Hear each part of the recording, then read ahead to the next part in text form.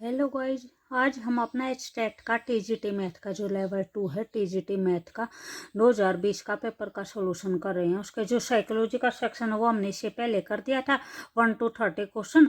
अब हम अपना हिंदी का सॉल्यूशन कर रहे हैं। ठीक है, तो यहाँ पे जो भी हमारा क्वेश्चन नंबर 31 है, 31 में क्या है, किस वाक्य में संबंध सूचक अवयव का प्रयोग हुआ है। ठीक है भी, कौन से वाक्य में है जो संबंध सूचक अवयव का प्रयोग हुआ है। फर्स्ट ऑप्शन हमारा राधा ऊपर नाचती है।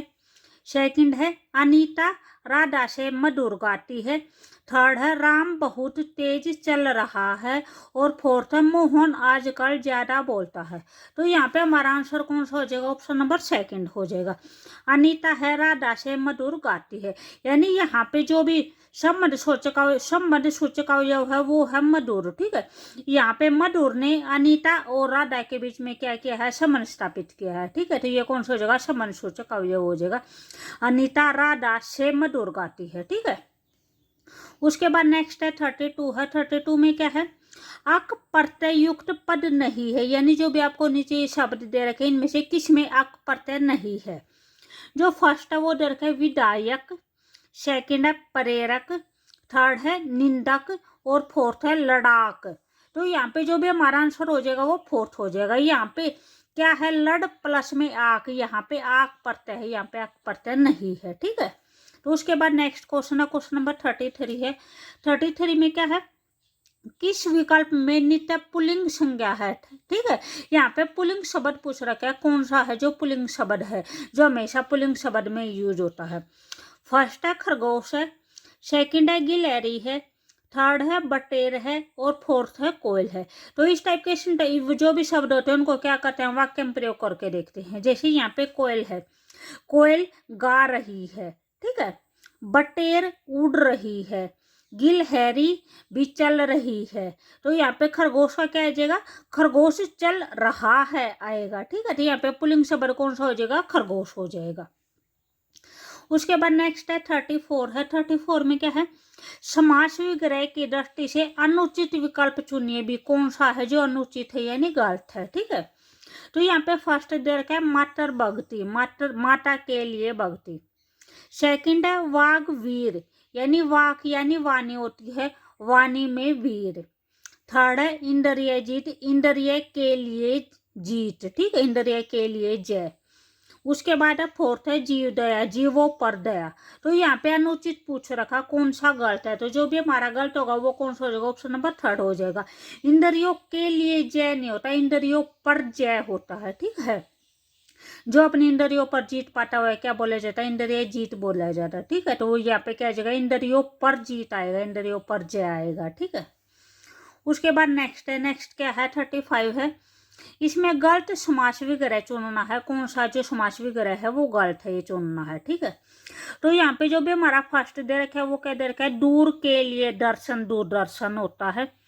सेकंड है दूर से आगत, दुरागत होता है। थर्ड है पाठ के लिए शाला, पाठशाला होगा।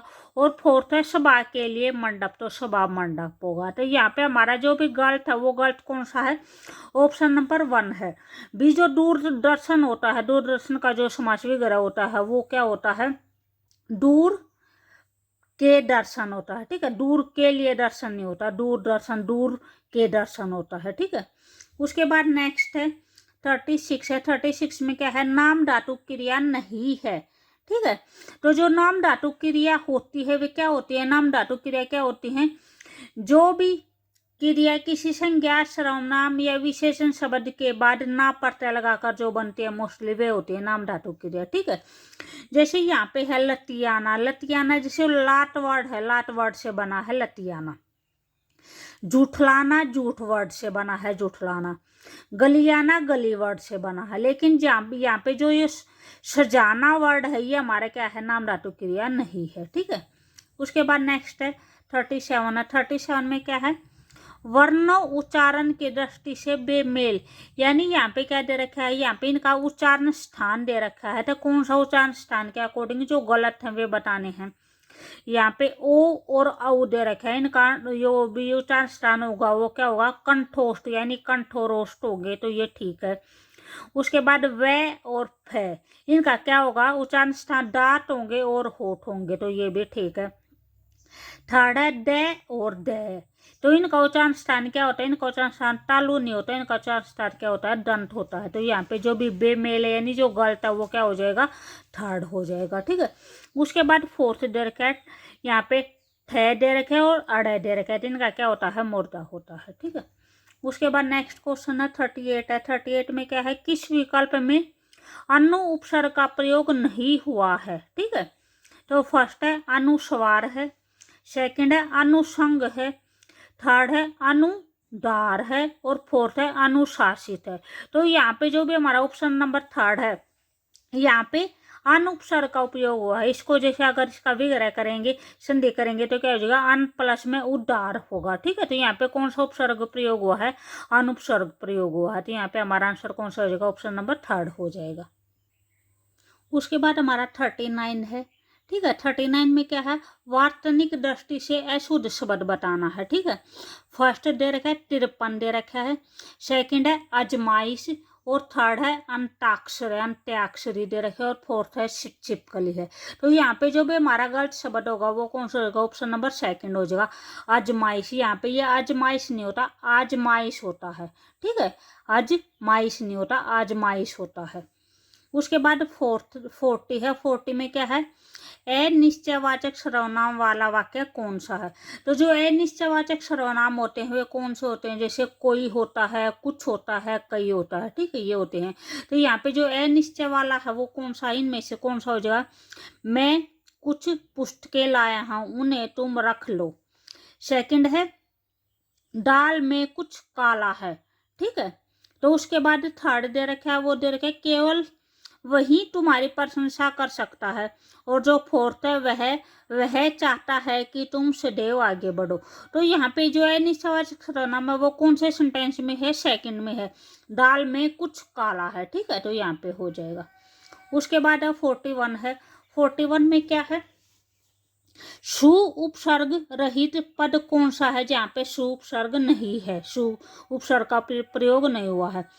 फर्स्ट है सुषुप्ति है। तो सुषुप्ति को कैसे लिखते हैं, सु प्लस में सुप्ति लिखते हैं, ठीक है। तो ये क्या हो जाएगा, ये कौन सी संधि है, ये हमारी व्यंजन संधि है। उसके बाद स्वस्थ है। स्वस्थ में सव प्लस में सत है। तो यहाँ पे क्या बोल रखा है, जिसमें सुपसर्ग नहीं है, तो यहाँ पे हमारा कौन सा हो जाएगा, सेकंड हो जाएगा, ठीक है। यहाँ पे कौन सा उपसर्ग हुआ है, यहाँ पे सव उपसर्ग हुआ है, ठीक है। उसके बाद है सवलप को कैसे लिखते हैं, सु प्लस में अलप लिखते हैं, ठीक है। ये कौन सी संधि का उदाहरण है, ये यन संधि का उदाहरण है। उसके बाद सोष्ट को क्या लिखते हैं, सु प्लस में सत प्लस में ए, ये कौन सी संधि है, ये वृद्धि संधि है, ठीक है। उसके बाद नेक्स्ट है 42 है। 42 में क्या है, किस संधि में व्यंजन संधि का प्रयोग हुआ है, ठीक है, ये बताना है। फर्स्ट है वागीश्वर है। तो जो वागीश्वर है उसको कैसे लिखते हैं, वाग प्लस में ईश्वर, ठीक है। तो यहाँ पे क और ई दोनों मिलके क्या बन जाते हैं, ग बन जाते हैं। तो ये यहाँ पे हमारा क्या है, व्यंजन है। तो यहाँ पे कौन सी है, व्यंजन संधि का उपयोग हुआ है, ठीक है। उसके बाद धातु उष्मा को धातु प्लस में उष्मा, यहाँ पे भी यह छोटा ऊ है, ये बड़ा ऊ है, दोनों मिलके क्या बन गए हैं, बड़ा ऊ बन गए हैं। ये हमारे कौन सी है, स्वर संधि है। स्वर संधि की कौन सी टाइप है, दीर्घ संधि है, ठीक है। उसके बाद जैसे ये है अद मरण, तो अद मरण में क्या हो जाएगा, ए दम प्लस में रन हो जाएगा, ठीक है। ये मिलके क्या हो, ये भी हमारी जो भी स्वर संधि है, स्वर संधि के गुण संधि की टाइप है, ये है प्लस में रह मिले हैं, ठीक है। उसके बाद है पूर्ण उपमा, यहाँ पे पूर्ण प्लस में उपमा, ठीक है। ये भी क्या है, ये दीर्घ संधि है। तो यहाँ पे जो भी हमारा आंसर था वो कौन सा हो जाएगा, ऑप्शन नंबर 1 हो जाएगा। इसमें क्या पूछ रखे, व्यंजन संधि पूछ रखे। तो व्यंजन संधि किस में है, वागीश्वर में है, ठीक है। उसके बाद नेक्स्ट है 43 है। संधि विच्छेद की दृष्टि से असंगत बताना है, जो गलत है वो बताना है। फर्स्ट दे रखा है फनी प्लस में इंदर, फनिंदर है। सेकंड है सुधी प्लस में इंदर, सुधिंदर है। जो थर्ड है वो है अभी प्लस में ईस्ट, अब ईस्ट है। और जो फोर्थ है वो है रजनी प्लस में ईस्ट, और रजनीश है। तो यहाँ पे जो भी हमारा गलत है वो कौन सा है, ऑप्शन नंबर 1 है। यहाँ पे जो आना है उसके को क्या लगा रखे, छोटी की मात्रा लगा रखे, लेकिन क्या आएगी भी, बड़ी की मात्रा आएगी, ठीक है। फनी प्लस में इंदर ऐसे आएगा। उसके बाद नेक्स्ट है 44 है। 44 में क्या है, टहलना स्वास्थ्य के लिए लाभकारी है। वाक्य में कौन सी प्रयुक्त क्रिया कौन सी है? बी फर्स्ट है प्रेरणार्थक क्रिया, थर्ड है रंजक क्रिया और फोर्थ है क्रियार्थक संज्ञा। तो यहाँ पे हमारा आंसर कौन सा हो जाएगा? ऑप्शन नंबर फोर्थ हो जाएगा, क्रियार्थक संज्ञा। जो क्रियार्थक संज्ञा क्या होती हैं?